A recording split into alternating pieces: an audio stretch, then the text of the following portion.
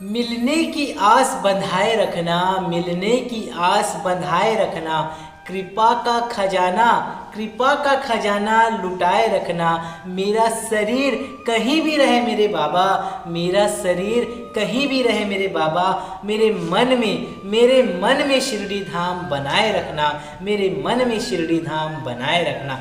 ओम साई राम। स्वागत है आपके अपने चैनल साईं जीवन माला पे। तो मैं हूँ राम गुप्ता। तो चलिए साईं सच्चिद अध्याय 14 की पावन कथा का आगे का पाठ आज हम आपको बताने जा रहे हैं। तो आप सभी अगर साईं जीवन माला के इस चैनल पे नए हैं तो जल्दी से सब्सक्राइब कर दीजिए, बेल आइकन को ऑन कर दीजिए और आप सभी साईं सच्चिद के इस महाग्रंथ की पावन कथा का श्रवण करने जा रहे हैं। तो दोनों हाथ जोड़ के प्रार्थना करें, अपनी प्रॉब्लम बाबा को बताएं, उसके बाद साईं सच्चिद के इस महाग्रंथ की पावन कथा को सुने और हाँ, बीच में इसे ना छोड़ें, स्किप ना करें, क्योंकि यह शिरडी के साईं बाबा के साईं चरित्र का हम जीवन काल के उनके घटनाओं का, बाबा की कथा को शिरडी के साईं बाबा को एहसास करा रहे हैं, सुना रहे हैं, ताकि बाबा ने जैसा शिरडी में जो चमत्कार दिखाया था, जो लीला दिखाई थी, वह चमत्कार की आवश्यकता आज के समय में भी है। आज कोरोना महामारी से लाखों की संख्या में लोग संक्रमित हैं और लाखों की संख्या में लोगों के जान जा चुके हैं। हम विनम्र श्रद्धांजलि उन्हें अर्पण करते हैं कि बाबा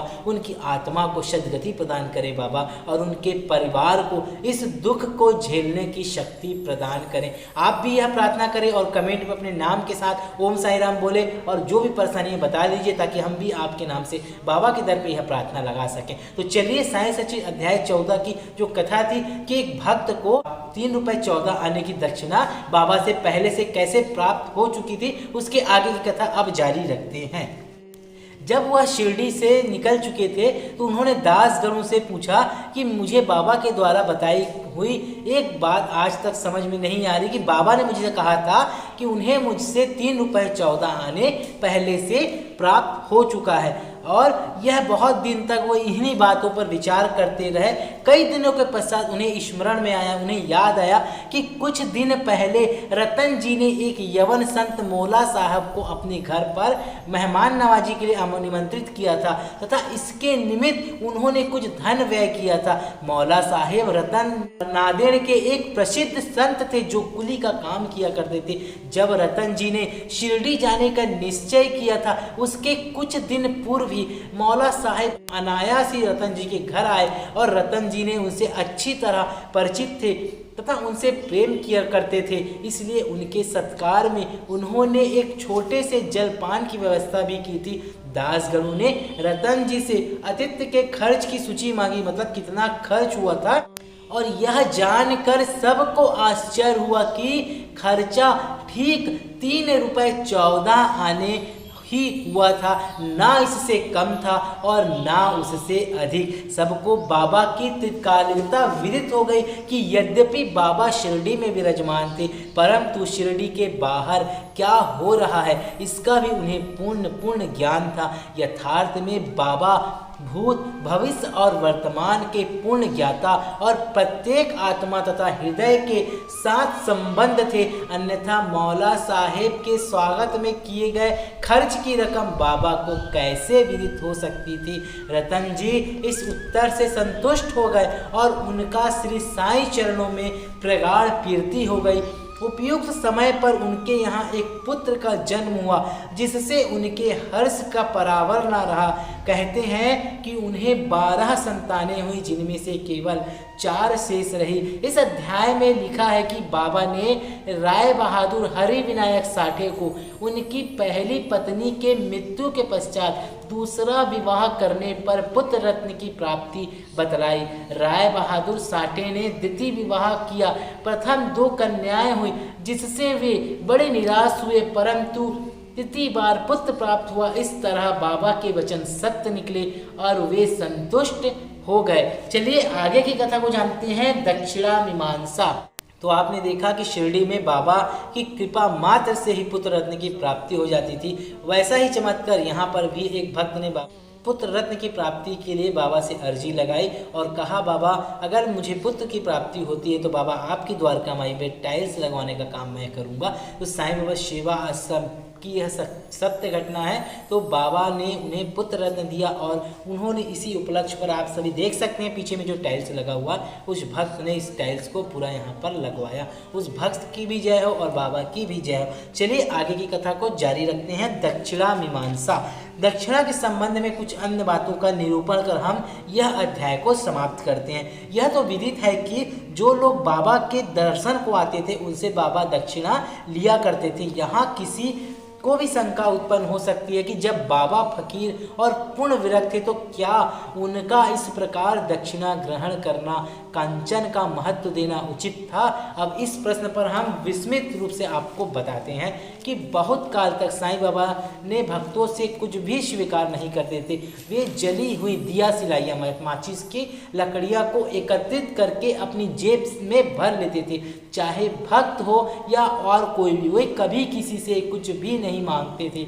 यदि किसी ने उनके सामने एक पैसा रख भी दिया तो वे उसे स्वीकार करके उससे तंबाकू अथवा तेल आदि खरीद लिया करते थे। वे प्रायः बीड़ी या चिलम पिया करते थे। कुछ लोगों ने सोचा कि बिना कुछ भेंट किए संतों का दर्शन उचित नहीं है, इसलिए वे बाबा के सामने पैसे रखने लगे। यदि एक पैसा होता तो वे उसे अपने जेब में रख लेते थे और यदि 2 पैसा हुए तो तुरंत उसमें से 1 पैसा वापस कर देते थे। जब बाबा की कीर्ति दूर दूर तक फैली और लोगों के झुंड बाबा के दर्शन को आने लगे, तब बाबा ने उनसे दक्षिणा लेना आरंभ कर दिया।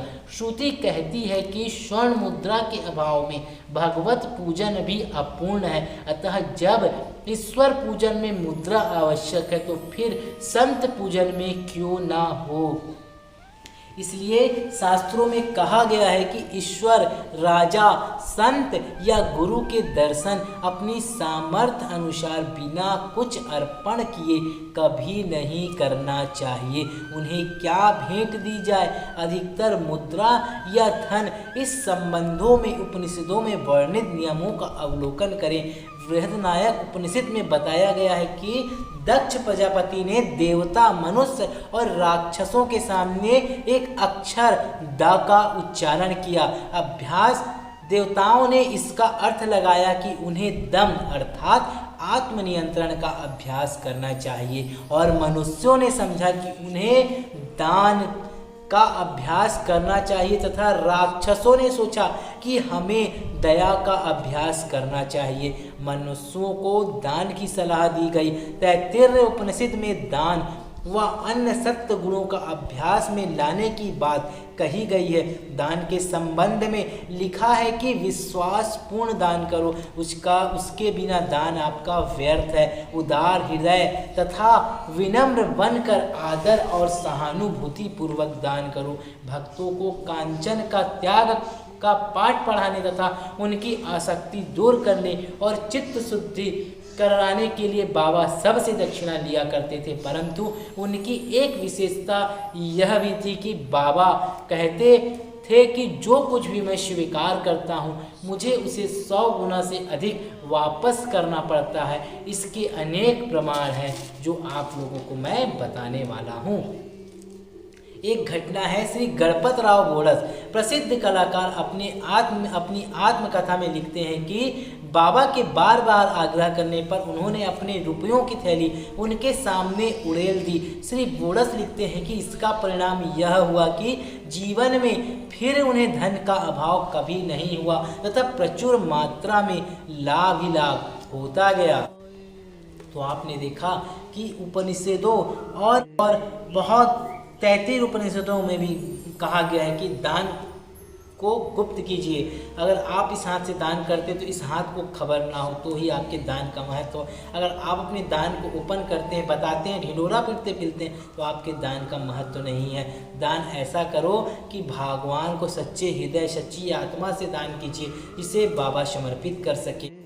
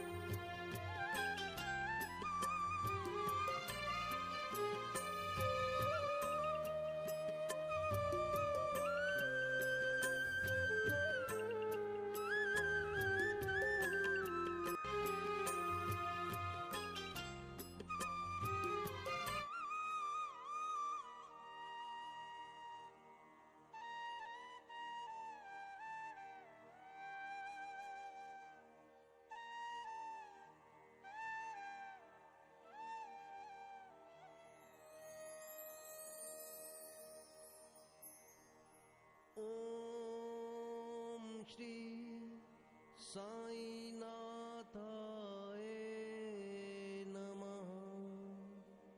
ओम श्री साईनाथाय नमः। ओम श्री साईनाथाय नमः। ओम श्री साईनाथाय नमः। ओम श्री साईनाथाय नमः। ओम श्री साई